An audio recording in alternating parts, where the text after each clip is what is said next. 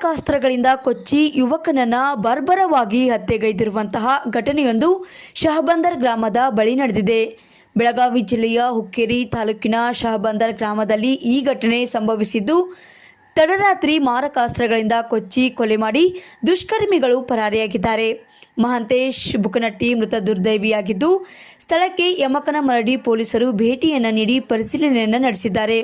ಇನ್ನು ಈ ಸಂದರ್ಭದಲ್ಲಿ ಆತನ ಕುಟುಂಬಸ್ಥರ ಆಕ್ರಂದನ ಮುಗಿಲು ಮುಟ್ಟಿದ್ದು, ಯಮಕನಮರಡಿ ಪೊಲೀಸರು ಇದರ ಕುರಿತು ತನಿಖೆಯನ್ನು ಮುಂದುವರಿಸಿದ್ದಾರೆ. ವರದಿಗಾರರು Mahantesh Chauhan, Indian public TV Kannada, Belagavi.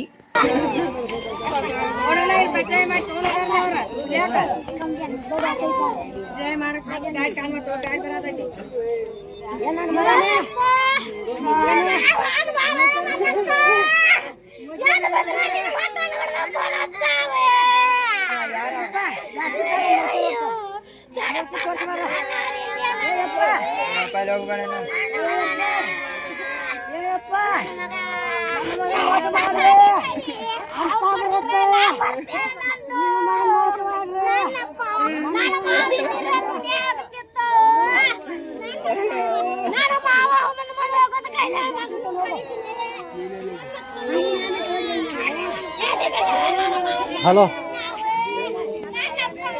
ಹಾಂ, ವಿಡಿಯೋ ಮಾಡ್ತಾರೆ. ಯಾವುದೋ ಒಂದು ಗಾಡಿ ಬರಾಯ್ತನಲ್ಲ.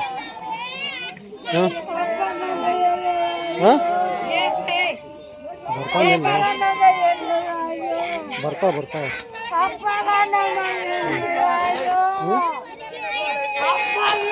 ಅವರ ಐತ್ಲ. ಹಾಂ, ಹತ್ರಲ್ಲ ಅಲ್ಲದ ಅದು ಒಟ್ಟಲ್ಲಿ ಬಿದ್ದದ.